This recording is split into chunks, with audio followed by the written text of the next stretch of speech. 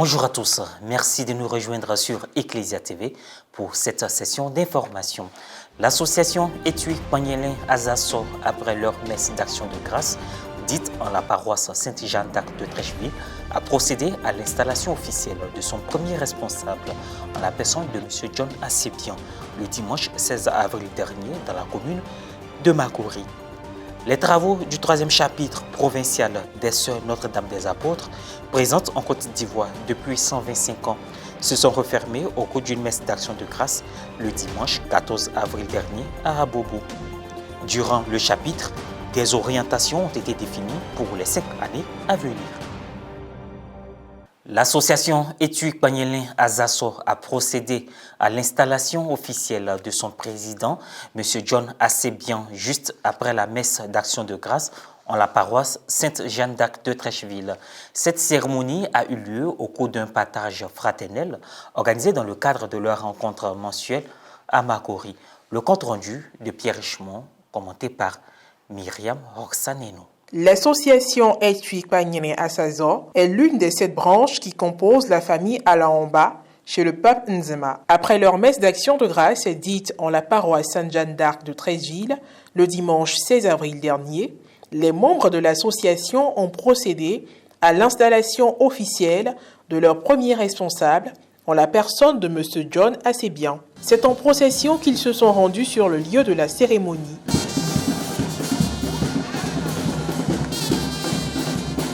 Après les civilités, il y a eu la présentation de l'historique de la famille Alaomba, faite par son chef tout droit venu du Ghana. La famille Alaomba, quand ils venaient, ils sont passés sur des rafias. C'est grâce à ces rafias qu'ils sont descendus. Et quand ils sont descendus sur des cascagnettes. C'est ce qui spécialise la famille Alaomba en quelque sorte.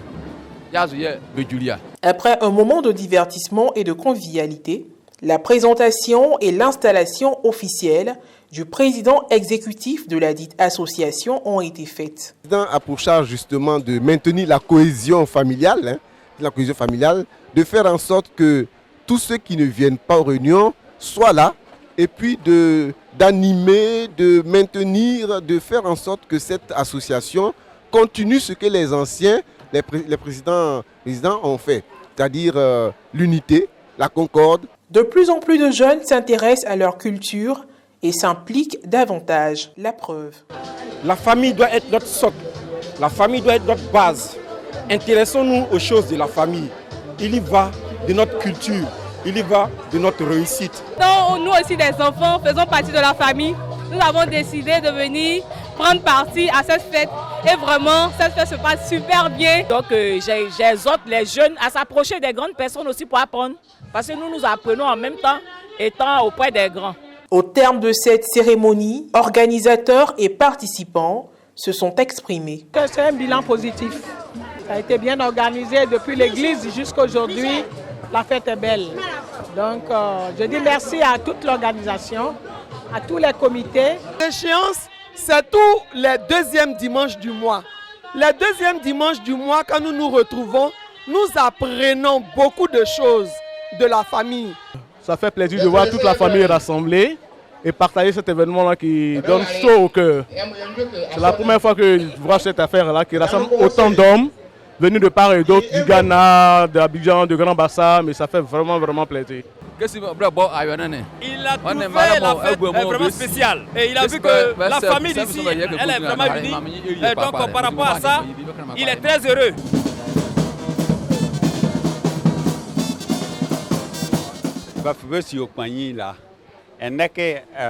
Quant au président de l'association, il a exprimé sa reconnaissance à Dieu pour le choix de sa personne. Il lui a demandé son aide pour cette mission, sans oublier le soutien des différents membres qu'il souhaite voir unis. La messe de clôture des travaux du troisième chapitre provincial de la congrégation des Sœurs Notre-Dame des Apôtres NDA a eu lieu le dimanche 14 avril dernier au centre Monseigneur Paul Pellet, mitoyen à l'ICMA d'Abobo. Elle a été présidée par son Excellence Monseigneur Mauricio Rueda Belts, nonce apostolique en Côte d'Ivoire et concélébrée par des prêtres SMA. Reportage Sœur Irène Ouattara, NTA. Commentaire Maria Bissier.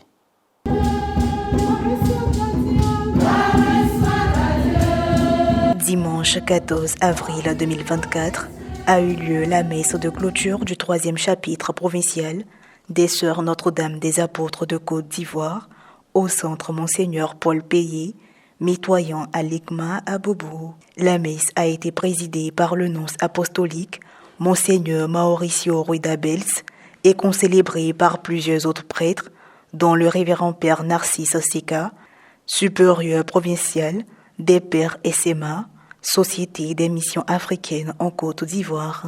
Nous notons également la présence de la délégation des Sœurs de Notre-Dame de la Paix, accompagnée de la Sœur Albertine, assistante générale des Sœurs de Notre-Dame de la Paix, et les parents des religieuses. Dans son mot de bienvenue, la responsable de province, Sœur Amélie Yapo, a donné un bref résumé du chapitre qui fut un moment d'action de grâce, de discernement, pour mieux répondre aux besoins de l'Église en Côte d'Ivoire, tout en demeurant fidèle à leur charisme. Plusieurs chemins de croissance jaillissent de ce chapitre, parmi lesquels il y a la qualité de la vie communautaire. Vivre en communauté constitue aujourd'hui un grand défi pour tout le monde. Et donc nous, Sœurs NDA, avons ce désir et ce devoir de montrer le bon exemple. Il y a aussi notre engagement dans les périphéries, notre périphérie existentielle aujourd'hui, aller vers les plus pauvres comme nos frères. Nous avons aussi parlé de la solidarité qui consiste à la solidarité, d'essayer de se prendre en charge de l'autonomie de notre province. Au cours du chapitre, les sœurs ont également défini les orientations pour les 5 années à venir, confiantes que l'Esprit du Seigneur les dévance sur leur chemin. En outre, durant le chapitre, les élections des membres du conseil de province ont eu lieu. Finalement, l'ancien conseil a été reconduit pour un second mandat. La responsable de la congrégation NDA, Sœur Amélie Yapo, les conseillères, Sœur Anne-Marie Kwasi et Sœur Bénédicte d'Azirignon. Dans son homélie, le nonce apostolique Monseigneur Mauricio Ruidabels a mis l'accent sur la salutation du Seigneur ressuscité, la paix soit avec vous, qu'il adresse à ses amis. C'est le salut quotidien que les apôtres ont reçu dans le contexte de peur, de doute, d'incertitude. La paix soit avec vous. C'est l'assurance de la présence du Seigneur, c'est le signe de la communauté priante. La paix soit avec vous est le signe de communion, de relation entre Dieu et les hommes, un signe de vocation. Au cours de l'offrande, les sœurs du conseil de province ont présenté un symbole, la jarre trouée. Les trous, symbole de faiblesse, de limite et des projets de la province. Par conséquent, toutes les sœurs de la province sont appelées à boucher les trous de cette jarre, ce qui signifie l'unité, la collaboration et le modèle du leadership du Christ. Elles sont témoins, et c'est ça un charisme, témoins de l'évangile à la fin. Donc elles continuent à porter ce témoignage à l'égard des plus abandonnés de notre société, à travers leur apostolats social, la santé et l'éducation. Nous continuons de prier pour les nouveaux membres qui ont été choisis, que le Seigneur les accompagne dans leur mission. Nous sommes toujours reconnaissants envers les Seigneurs des apôtres et aussi des pères, qui pour la communauté des Azopé est une particularité au niveau de ces deux communautés. Parce que ces deux communautés ont relevé notre éducation. En bref, les 9 et 12 mai prochains auront lieu au centre Béthanie, dans le diocèse de Mans, l'Assemblée générale élective du Conseil national du laïcat. Cette 3e Assemblée générale aura pour thème la co-responsabilité des laïcs dans l'Église synodale. L'information a été donnée au cours d'une conférence de presse le jeudi 18 avril dernier au centre culturel de la cathédrale Saint-Paul d'Abidjan Plateau. Ainsi se referme cette édition. Merci de l'avoir suivi. Merci de rester sur Ecclesia TV.